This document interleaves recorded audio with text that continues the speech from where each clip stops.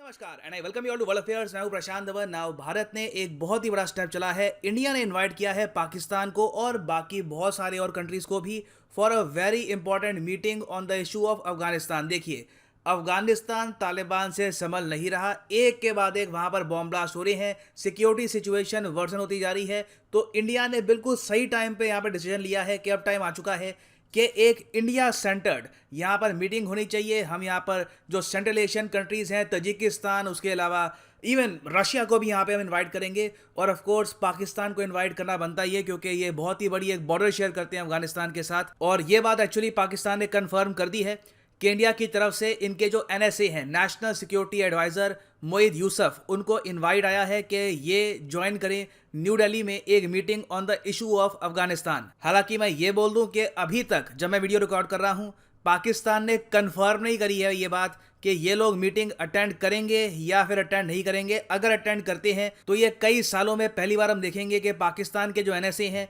ये भारत में आएंगे बातचीत करने के लिए। और इससे एक पॉसिबिलिटी ये भी है, मैं ये कहूँगा, इससे एक पॉसिबिलिटी ये भी है कि इंडिया और पाकिस्तान के रिलेशंस जो बिल्कुल ऑलमोस्ट आप कह सकते हैं फ्रीज हो रखे हैं कई महीनों से, वापस ये रीस्टार्ट भी हो सकते हैं। इसके संकेत बाय द वे मिलने स्टार्ट हो गए हैं। इंडिया पाकिस्तान के रिलेशंस अच्छे हो रहे हैं, खराब हो रहे हैं, उसका बहुत ही अच्छा संकेत आपको मिलता है क्रिकेट से, क्योंकि क्रिकेट एक बहुत ही ज़्यादा पॉपुलर गेम है इन बोथ द कंट्रीज़। और रिसेंटली न्यूज़ आई है कि PCB के जो चेयरमैन है रमीज राजा, इनकी एक मीटिंग हुई है BCCI के प्रेसिडेंट सौरव गांगुली के साथ। कुछ न्यूज़ इससे पहले ये भी कुछ आई थी अनकन्फर्म सोर्सेज से कि IPL का जो फाइनल है वहाँ पे इनवाइट किया गया था रमीज राजा को, वीज़ा का कोई इशू आ गया तो ये टाइम पे आ नहीं पाए, उसके बारे में मैं कह नहीं सकता। मगर बिल्कुल रिसेंटली मीटिंग हुई है PCB के चेयरमैन और BCCI के प्रेसिडेंट सौरव गांगुली की। और हालांकि यहाँ पर जो मेन बातचीत चल रही थी वो थी एशिया कप को लेकर, क्योंकि आपको पता होगा जो क्रिकेट का एशिया कप होता है ये होस्ट करेगा पाकिस्तान 2023 में, 2022 में इसको होस्ट करेगा श्रीलंका, और उसके बाद 2023 का जो एडिशन है ये होस्ट करने वाला है पाकिस्तान। तो आई थिंक यहाँ पर डिस्कस किया गया होगा कि इंडिया की टीम पाकिस्तान अगर जाएगी भी तो कैसे जाएगी, क्या उसका प्रॉपर प्रोसेस होगा। मगर जो ये एशियन क्रिकेट काउंसिल की मीटिंग है उसके अलावा भी बायलैटरल 1-to-1 मीटिंग हुई है रमीज राजा और सौरव गांगुली की। तो पॉसिबिलिटी है कि क्रिकेट को लेकर भी हो सकता है कि इन द फ्यूचर कुछ एक पॉजिटिव न्यूज सुनने को मिले। नाउ यहाँ पर आप इमीडिएटली पूछ सकते हैं why we are even doing this. I mean Pakistan आज के समय बहुत ज़्यादा प्रेशर में है। USA ने ऑल टुगेदर रिसेंटली ये कहा है कि हम कंप्लीटली रीसेट कर देंगे टाइज पाकिस्तान के साथ। हालांकि पाकिस्तान में कुछ लोगों ने इनिशियली एज्यूम कर लिया कि रीसेट का मतलब अच्छी बात होती है, कुछ अच्छा होगा, मगर USA ने यहाँ पर यह क्लियर कर दिया कि हमको पता है कि तुमने रोल निभाया है तालिबान को सपोर्ट करने में और इसलिए USA पाकिस्तान को अकाउंटेबल भी ठहराएगा। ये USA ने ओपनली यहाँ पर बोला है। तो ऐसे टाइम में जेन्युइनली आप एक क्वेश्चन पूछ सकते हैं, तो हम यहाँ पर पाकिस्तान को ब्रीथिंग स्पेस क्यों दे रहे हैं, हम इनको यहाँ पर मीटिंग्स में क्यों बुला रहे हैं। और क्रिकेट जहाँ पर ये कंप्लीटली आइसोलेट हो चुके हैं वहाँ पे तो आप कह सकते हैं इनके लिए सबसे बेहतरीन न्यूज़ हो सकती है कि एक चांस बन रहा है कि इंडिया के साथ क्रिकेट खेल सकते हैं ये फ्यूचर में। क्योंकि आप अगर फाइनेंशियल टर्म्स में देखो ना तो इंडिया के साथ एक सीरीज लाखों दर्जे बेहतर है ऑस्ट्रेलिया, न्यूजीलैंड या फिर इंग्लैंड की किसी भी टूर से। मगर आप जो ये स्टेप्स लिए जा रहे हैं इंडिया द्वारा, इनको एक मैक्रो व्यू से देखोगे, एक जूम आउट करके देखोगे कि इंडिया की ग्रैंड स्ट्रैटेजी यहाँ पर क्या है, हम क्या करने की कोशिश कर रहे हैं, क्या हमारे गोल्स हैं, तो आप एक बार वो कह सकते हैं कि these are the right steps. I think अब सही टाइम आ चुका है ये कदम उठाने का। क्योंकि एक तरफ आप अगर देखो तो दुनिया में अफगानिस्तान के इशू को लेकर जो भी मीटिंग हुई है वहां पे कोई भी पॉजिटिव इंपैक्ट निकल के नहीं आया, बस फालतू की मीटिंग्स होती हैं लिटरली। फॉर एग्जाम्पल, रशिया ना हर कुछ महीनों में एक मीटिंग करवाता है इंटरनेशनली मॉस्को फॉर्मेट के नाम से। अब ये मॉस्को फॉर्मेट में पता क्या बातचीत करते हैं कि अफगानिस्तान में जो सरकार चला रहा है तालिबान, ये इंक्लूसिव होनी चाहिए, यहाँ पे विमेन पार्टिसिपेशन करो, जो तजीक ओरिजिन के लोग हैं उनको भी यहाँ पर शामिल करो। तो सिक्योरिटी सिचुएशन को लेकर कोई प्रॉपर बातचीत होती नहीं है इंटरनेशनली। अभी जैसे फॉर एग्जांपल मॉस्को फॉर्मेट होगा 20 अक्टूबर को, इंडिया भी यहाँ पर पार्टिसिपेट करेगा। USA ने कहा है कि हमें कोई इंटरेस्ट नहीं है, इवन दो रशिया ने इनको यहाँ पे इनवाइट किया है। USA ने कहा है कि हम कंफर्म नहीं कर सकते कि हम यहाँ पर पार्टिसिपेट करेंगे या नहीं करेंगे, मगर इंडिया ऑब्वियसली यहाँ पर जाएगा इस मीटिंग में, इस मीटिंग को अटेंड करेगा। मगर रशिया की किसी भी मीटिंग से सिक्योरिटी पर्सपेक्टिव से कोई प्रॉपर बातचीत होती नहीं है। वेराज इंडिया का यहाँ पर फोकस ये होगा कि अगर नई दिल्ली में मीटिंग होती है रशिया की, तजिकिस्तान की, पाकिस्तान की, हो सकता है कि US को भी यहाँ पे हम इनवाइट कर पाएँ।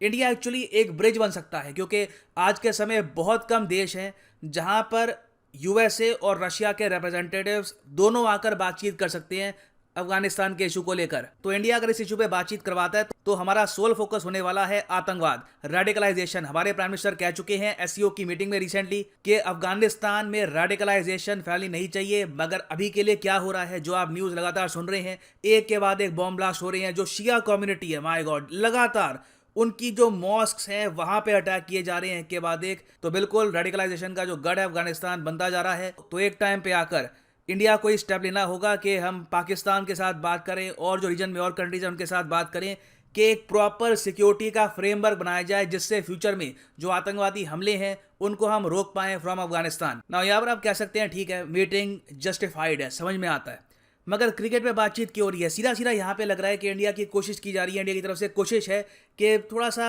अब रिलेशंस में वापस इंप्रूवमेंट आए, बातचीत शुरू हो पाकिस्तान के साथ। ये हम क्यों कर रहे हैं? देखिए मैं आपको ये बता दूं, आज के समय न्यूज़ बहुत सारी आती है। देखो ये हो गया, ये वहाँ से न्यूज़ आ गई, ये क्लिप रिलीज हो गई, किसी कंट्री ने ये वीडियो रिलीज कर दी। मगर याद रखिएगा कंट्रीज़ के ग्रैंड ऑब्जेक्टिव क्या होते हैं। इंडिया ने रिसेंटली एक बहुत ही बड़ा स्टेप चला था, आर्टिकल 370 को रिमूव किया था। उसके ऊपर चाइना और पाकिस्तान ने खूब प्रेशर डाला। उसके बाद आप अगर देखो एक के बाद एक बहुत से इवेंट्स हुए हैं। गलवान इंसिडेंट हुआ है, चाइना ने बार बार यूएन सिक्योरिटी काउंसिल में इसका इशू उठाया, टर्की ने यहाँ पर बहुत इशू उठाया, बहुत सी चीज़ें हुई। मगर हमारे इंटरेस्ट में क्या है? हमारे इंटरेस्ट में ये है कि जो बदलाव हमने कर दिया आर्टिकल 370 को रिमूव करके, वो बदलाव बने रहें, उसमें हमको कोई चेंज ना करना पड़े। बस पाकिस्तान के साथ धीरे धीरे जो हमारी बातचीत है स्टार्ट हो जाए।